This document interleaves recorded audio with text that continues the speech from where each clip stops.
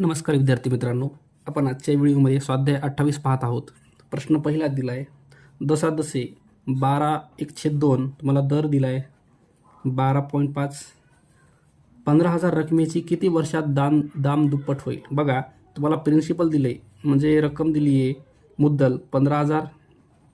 Okay, ही तुमची मुद्दल आहे, 15,000 रुपये आहे. तर याच्यात दाम दुप्पट व्हायली म्हणजे तुम्हाला जी अमाऊंट आहे किंवा तुम्हाला रास मिळाली आहे 30,000 रुपये.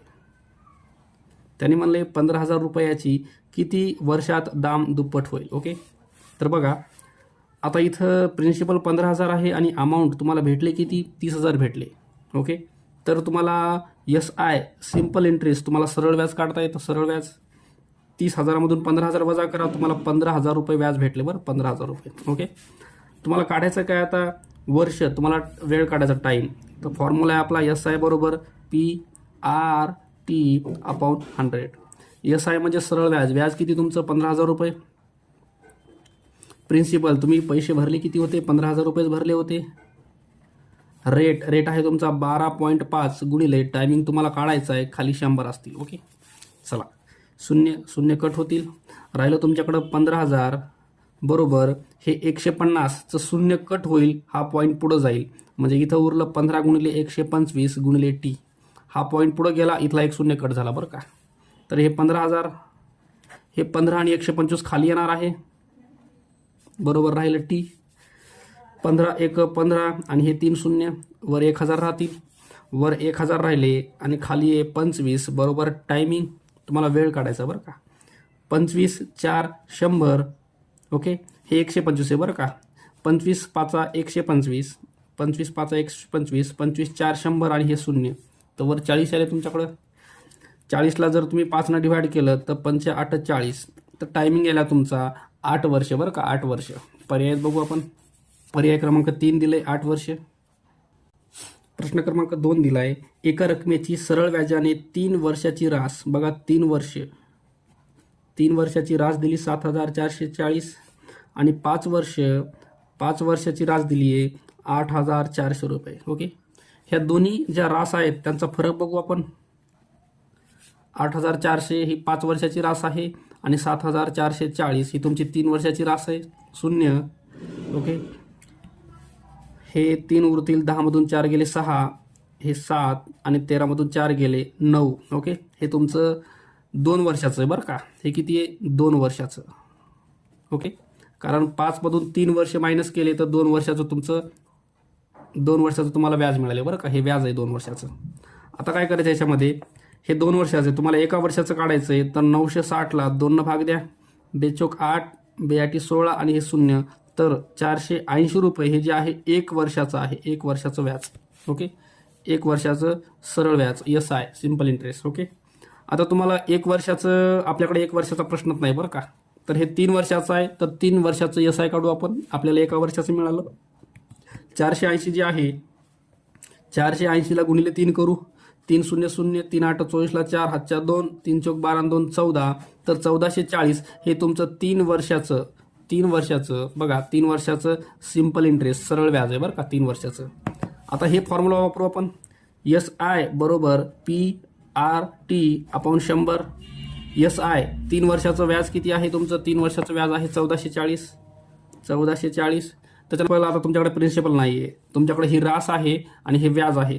तर हे जी रास आहे 7,440, ह्याच्यामधून हे व्याज वजा करा, 1,440, 0 0 0 आणि 6, तर प्रिन्सिपल आहे तुमचं 6,000 रुपये. बरं का, 6,000 गुणिले रेट तुमचा आहे बघा, याच्यात रेट तुम्हाला काढायचा आहे आणि टायमिंग आहे तुमची 3 वर्ष, अपॉनमध्ये 100. ओके, हे टायमिंग तुमचं 3 वर्ष. चला, 0 कट होतील, उरलं तुमच्याकडं 1440. हे 60 आणि 3 तुमचं खाली जाईल, बरोबर राहिलं तुमच्याकडं रेट. 0 कट होईल, 6 भाग द्या, 6 2 12, 2 उरले, 6 चौक 24, उरले 24 भागिले 3, खाली 3 उरले, 3 1 3, 3 8 24, तर रेट यायला तुमचा 8. ओके, तर दर यायला 8%. ओके, पर्याय बघू आपण. 8% दर. पर्याय क्रमांक 1 हे आपलं उत्तर असेल. प्रश्न क्रमांक 3 दिला आहे, अनुराधाने एका बँकेत 15,000 रुपये 3 वर्षासाठी सरळ व्याजाने ठेवले. बघा 15,000 ठेवले म्हणजे हे प्रिन्सिपल आहे तुमचं. पैसे ठेवले 15,000. ओके. वेळ आहे तुमचा टायमिंग 3 वर्षे. ओके. तिला मुदती अंती 24,000 मिळाले म्हणजे तुम्हाला अमाऊंट पूर्ण रास मिळाली आहे 24,000. ओके. ही तुमची रास आहे, हे तुमचा वेळ आहे, वेळ टाईम, आणि हे तुमची मुद्दल आहे, मुद्दल. ओके. आता तुम्हाला व्याज काढता येतं. व्याज SI व्याज काढायचं असेल तर अमाऊंट मायनस प्रिन्सिपल. 24,000 रुपये तुम्हाला मिळाले, त्यात तुम्ही 15,000 गुंतवले होते, तर तुम्हाला व्याज किती मिळालं? 0,0,0. ओके. हे 14मधून 5 गेले 9, तर तुम्हाला 9,000 रुपये व्याज मिळालं. 9,000. ओके. आता तुम्हाला विचारले काय? दर विचारलाय. दर. तर आपल्याकडे सूत्र आहे SIचं. सिम्पल इंटरेस्ट बरोबर principal rate timing upon 100. SI तुम्हाला व्याज भेटले 9,000. हे 9,000 बरोबर प्रिन्सिपल आहे तुमचं 15,000 रुपये, आणि रेट किती आहे बघा. रेट तुम्हाला काढायचा आहे. टायमिंग किती आहे? टायमिंग आहे 3 वर्षे. घाली भागिले 100. ओके. चला ह्याला काटाकाटी करायची आपल्याला. 0 कट होतील.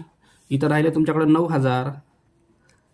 इथलं 150 हे तुमचं खाली जाईल. 150 खाली जाईल, आणि हे पण 3 पण खाली जाईल. पलीकडे राहिलं तुमच्याकडं रेट. चला हे 0 आणि 0 कट करा. 15 सख्खी 90, आणि हे 0 60. ओके. 60 आणि भागिले 3 करा बरोबर रेट. तर रेट मिळाला तुम्हाला 3 2 6 20. तर 20% तुम्हाला रेट मिळाला आहे. ओके. तर बघू आपण पर्यायामध्ये. बघा 10 20 पर्याय 1 हे आपलं उत्तर असेल. प्रश्न क्रमांक 4 दिला आहे. सचिनने मशीन खरेदीसाठी बँकेकडून 6,000 घेतले. प्रिन्सिपल घेतले किती? 6,000 रुपये. टायमिंग होता तुमचा 3 वर्षे. 3 वर्षे 6 महिने म्हणजे 3.6. ओके. तर 3 वर्ष 6 महिन्यानंतर बँकेत 10,200 भरले म्हणजे अमाऊंट किती भरली? 10,200 भरली. तर बँकेचा सरळ व्याजाचा दर किती होता? दर तुम्हाला काढायचा आहे. रेट जो आहे तो तुम्हाला काढायचा आहे. ओके.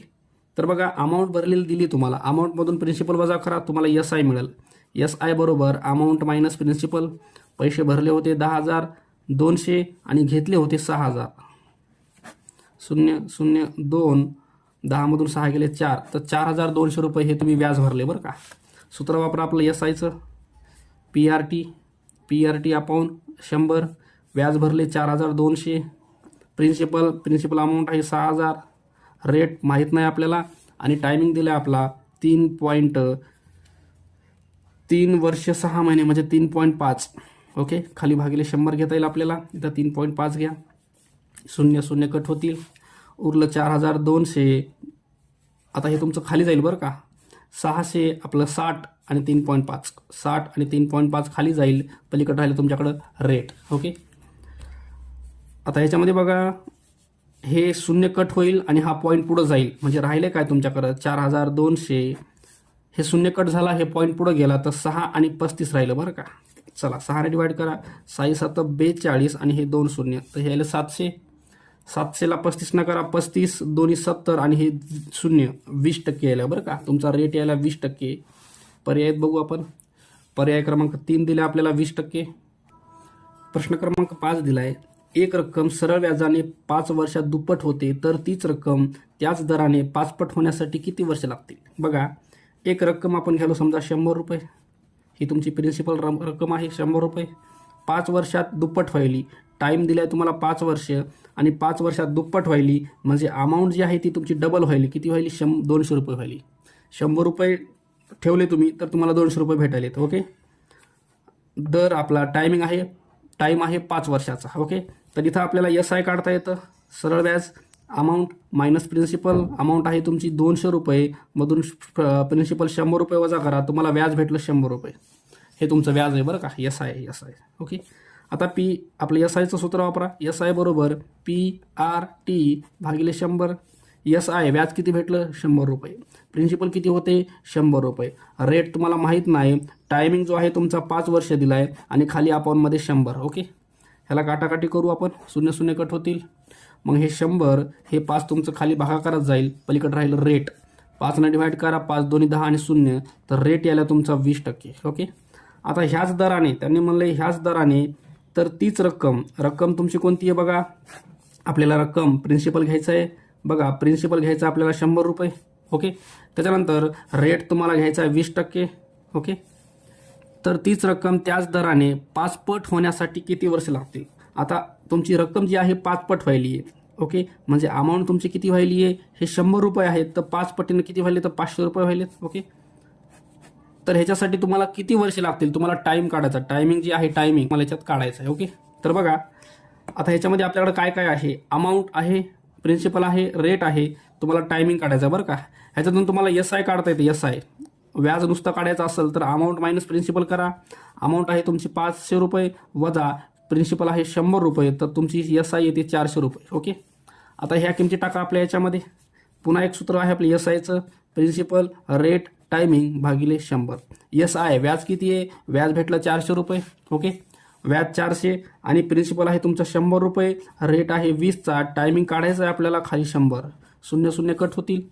हे आहे तुमच्याकडं 400, 400च्या भागाकारात खाली आले 20 बरोबर टायमिंग, शून्य शून्य कट व्हायला आहे, तर 2 डिवाइड करा, 2 2 4 20, तर टायमिंग यायला तुमचा 20 वर्ष. ओके, 20 वर्षे बघू आपण पर्यायात. बघा पर्याय क्रमांक 2 दिले आपल्याला 20 वर्ष.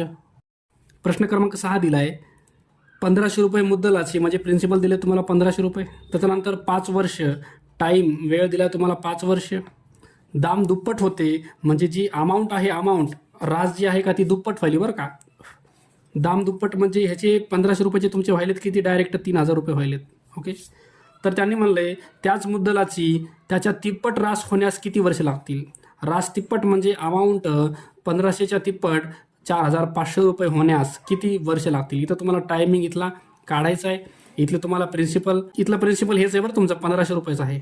ओके, इथला टाईम काढायचा आहे आणि इथला तुम्हाला रेट माहीत नाही. इथला जो रेट आहे, इथं तुम्हाला जो रेट लागणार आहे तो रेट तुम्हाला इकडून काढायचा आहे बरं का. ह्याच्यातून तुम्हाला रेट काढायचा आहे आणि इथला रेट इथं वापरायचा आहे. बघा आता सुरुवातीला आपण सिम्पल इंटरेस्ट व्याज काढू, सरळ व्याज. ओके, SI साठी आपण काय करतो? अमाऊंट मायनस प्रिन्सिपल करतो. अमाऊंट आहे तुमची 3000 रुपये, त्याच्यातून प्रिन्सिपल 1500 रुपये वजा करा, तर तुमचं व्याज झाले 1500 रुपये. ओके, 3000 मधून 1500 वजा केले तर 1500 रुपये तुमचं व्याज आलं. ओके, आता या ठिकाणी तुम्हाला दुसरा SIचा फॉर्म्युला आहे. SI is equal to principal rate timing upon 100.